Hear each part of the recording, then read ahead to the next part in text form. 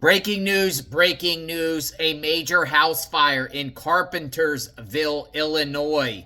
3 children die, folks, from a house fire the other day. Early morning hours, around 9:30, fire breaks out at a home. Family living in the home, renting the home.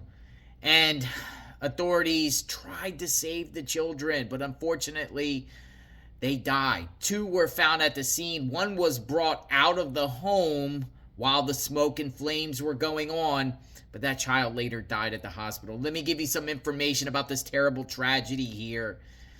What in the world happened here at this home here in Illinois, just suburb of Chicago, right outside northwest of Chicago. Rob and Judy, that press conference revealed a few new details, including the relationships of everyone inside the home at the time of the fire. And while the King County coroner has not yet identified the children, in a phone call earlier with the toddler's maternal grandmother, she was able to give us their names, their ages, and share pictures. The family, however, at this time, as you can imagine, is simply too heartbroken to speak out publicly. A growing memorial sits in front of the boarded-up house where yesterday morning 3 little boys lost their lives, the result of a devastating fire. 1-year-old Xander Corsello and his brother, 2-year-old Jayden, passing away before firefighters could get to them. The third, Jayden's twin Kayden, dying last night at Loyola University Medical Center. It's a horrific thing that not only the family has to go through, but now the community is going to have to, we're going through this as well.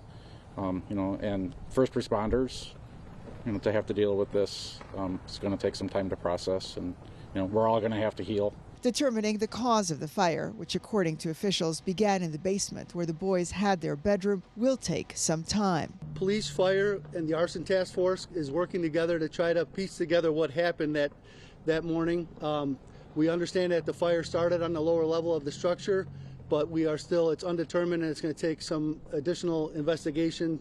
One person, believed to be the boy's paternal grandmother, remains hospitalized, though she is expected to recover. Meanwhile, the outpouring of support towards the family continues to grow. Local businessman Duke Seward hoping through his nonprofit, Taste the Love, to help them rebuild once the time comes. We're just a small piece of the puzzle, but I think this is definitely something that the community needs to kind of come together. And we, as a whole, need to wrap our arms around this family, around the mother, and just kind of help her during this time of need. And the family's neighbors telling us that they will be holding a prayer vigil outside of the home tonight at 7 p.m. And the grandmother of these 3 boys released their photos to the media. These are the 3 boys that died, very young toddlers. Now, police gave a press conference over this. I'm going to share the press conference because this is scary, because this could happen to anyone out there. Make sure you check the smoke detectors. Make sure you put out all candles, plug in everything properly. This is scary, folks. Check it out. Good afternoon. I want to start off by thanking you all for your attendance at this press conference today. And I'd like to provide you on the way that we will be presenting the information we have thus far for you this afternoon. We're going to start with the village president, John Skillman, followed by myself, fire chief, followed by the police chief, Todd Shaver, and then the Kane County coroner, Dr. Monica Silva. At the end of the presentation, we will allow for a few questions for each of the individuals who are here today to present. I would like to remind you that this incident is still under investigation, and that there is also a necessity to respect the family and those who are processing and grieving from what occurred during this incident. So please keep that in mind. At this time, I would like to ask Village President John Skillman to speak on behalf of the village. Thank you. Good afternoon. I'm John Skillman, Village President of Carpentersville. The Village of Carpentersville is heartbroken by the tragedy that occurred yesterday. Resources are being identified at this time to assist the family in the short term. We do have our social worker here from the Village of Carpentersville that will be working with the family directly. It's still too early to know for sure the cause of the fire, but it's actively being investigated by the ATF, the State Fire Marshal's Office, and also our investigators. At this time, those findings will be released when the investigation is concluded. Our hearts go out to the family for the loss of the 3 young lives that we lost yesterday. Thank you. Chief.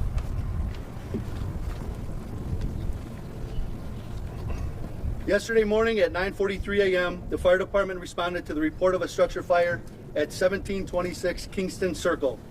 The first engine arrived at 9:47 and found heavy fire coming out of the two lower windows on the street side of a two-story residence.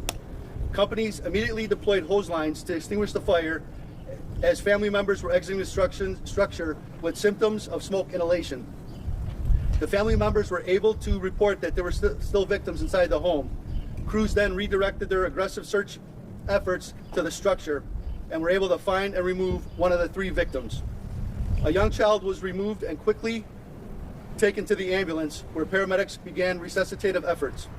The West Dundee Fire District transported the child to Sherman Hospital for further care. And tragically, the two remaining children were pronounced at the scene. Of the three family members on the scene who were trying to assist with the rescue efforts, two were treated and released with smoke exposure, and one was transported to St. Joseph's Hospital with symptoms of smoke inhalation. An additional arm was requested to bring the support needed to deal with this tragedy and to help with the treatment and transport of the victims. The fire was extinguished in the basement at 9:56, and the search continued for any remaining victim. At this time, 2 dogs were found on the second floor of the home. A total of 11 agencies responded to the scene, along with fire investigators. The fire that started in the lower level caused damage that is initially estimated at $350,000 to the structure and contents inside. But as we all know, the loss of 3 young lives is priceless. The house is deemed uninhabitable due to the damage. And I want to thank all of the Carpentersville Fire Department members who responded and all of our neighboring agencies who came to assist us at this incident, including the Kane County Arson Task Force, the ATF, the Kane County Coroner's Office, and the Illinois State Fire Marshal, James A. Rivera, and his team of investigators for all of their assistance. The fire is still under investigation and no cause has been determined at this time. Thank you.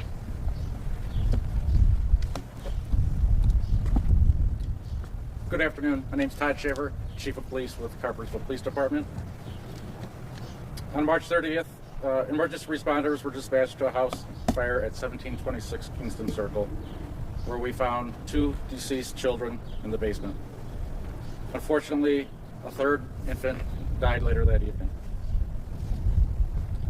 Inside the house at that time was a grandmother, grandmother's boyfriend, and father of the children. The fire's cause is currently under investigation with detectives from Carpentersville Police Department, the Illinois State Fire Marshal, King County Major Crimes, still trying to determine what the cause of this incident was. Our social services coordinator has been assisting the family with any needs that they may need services with. As I said, the investigation is ongoing. Anybody with any information is encouraged to call the Carpentersville Police Department at 847-551-3481. Our thoughts and prayers are with the family at this time. Thank you.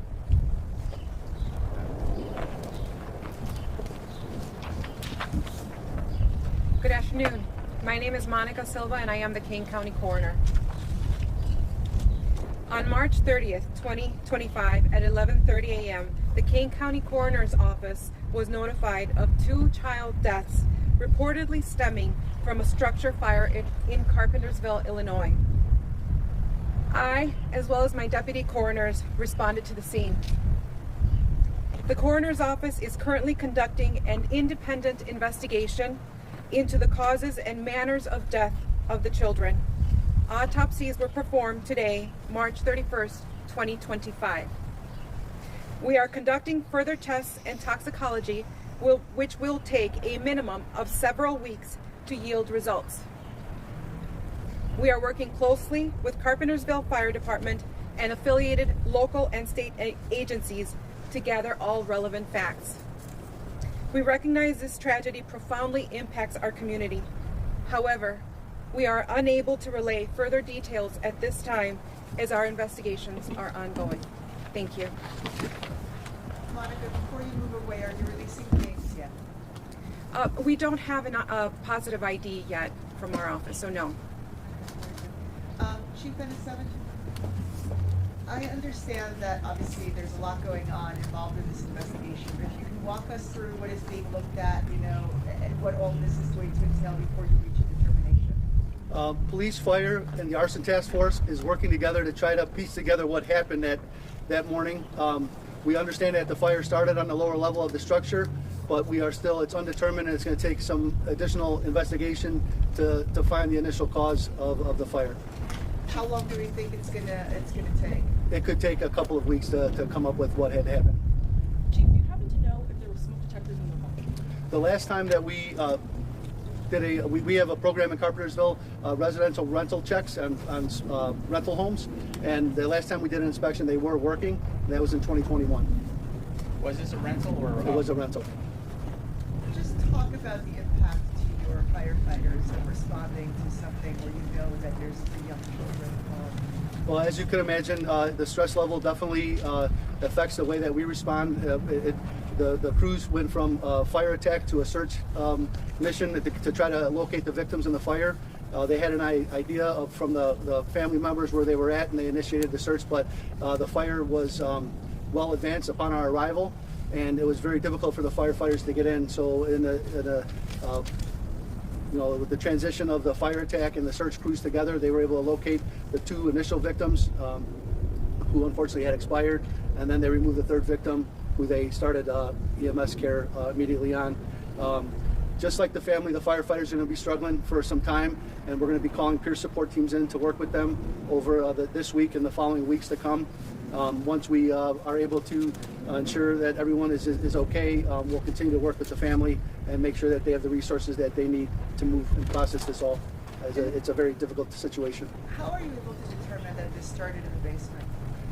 The initial fire investigators, by the way the burn patterns are in the home, and some of the footage that we have from evidence that we collected on the scene, we were able to determine that it started in the lower level of that home. Were there bedrooms in that lower level? Yes. If I may ask, John, has something like this happened in this community before? Because I know this has to be just such a tragedy. It is. Yes, thank you for asking. It did happen in the early 90s. Exact same house, the bi-level house. We had a fire in by the high school, where 3 young children and mom passed away. So we've had this tragedy before. It's been a long time since then. So it's definitely affected the village. With social media now, with a lot going out there, we just want everybody to take a step back, please, and just let us do our investigation and follow up. And we need to take care of our police and firemen too. They were all there at the beginning and had to live through that too. So. And just talk about, obviously there's been a tremendous amount of outpouring from the community, and support towards this family. There's several GoFundMes for the family. So I know we're working on a few of those. Our social worker here today will be working with them and the family directly to assist with any problems or funeral expenses. You mentioned yesterday when we were talking that you were actually in church when you found out. I was in church at St. Monica. They're Route 25 right here. When I heard all the sirens, and I got a text of what was happening, so I had to get up and leave and go to respond to the scene, so, to support our personnel and our residents, of course, and the family members. I just have a question for the chief, if you don't mind. Given all the posts, the outpouring support, and everything on social media, why do you think it was this important to have this presser today, even though there's still a lot more questions than answers in this case? So I think just to answer the questions that the media had, and to put to bed some of the rumors that are out there, the more information that we can get to each and every one of you, I think it helps process the incident, and we want to cooperate and give what we have to this point to you, so that again to just cut out any rumors that may be out there. There is going to be a makeshift prayer vigil today at 7 o'clock. Anything you just want to say to the residents? Any words of encouragement for them right now? I know that the family is struggling, and any support that you can give, or if your attendance at the memorial, would be greatly appreciated. The second victim, the adult victim, he went to St. Joe's or to Sherman? St. Joe's. St. Joe's. And for the police chief, who were the 3 people, adults in the house?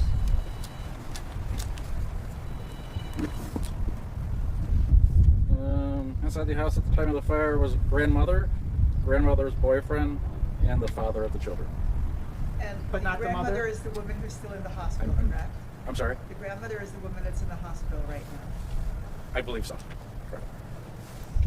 So the grandmother, her boyfriend, the child's father? And Correct. how about the children's mother? She was not present. And the child's father is the father of all three of the children? Yes. And the grandmother was the one who was hurt, and that's why they're in the hospital. It wasn't like she had something else come up. It was from the result of the fire.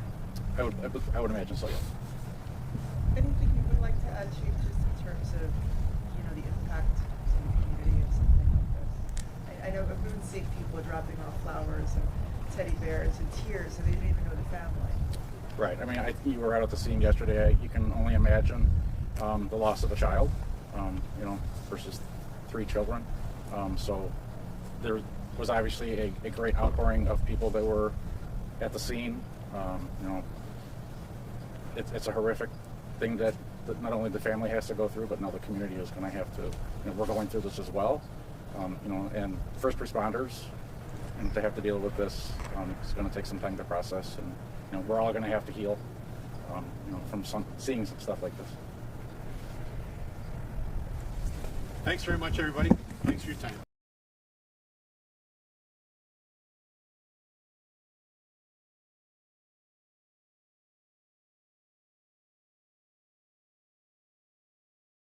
So our thoughts and prayers are with this family. Unimaginable tragedy here. I can't imagine losing any child, let alone 3 children. Investigation is underway. If anything else breaks on this case, you will hear it here on JLR Investigates. Very, very sad. It's always horrible to hear that children lost their lives. Pets, sometimes in these homes, they can't get out either. It's just horrible. It's horrible. We'll talk soon. Stay tuned.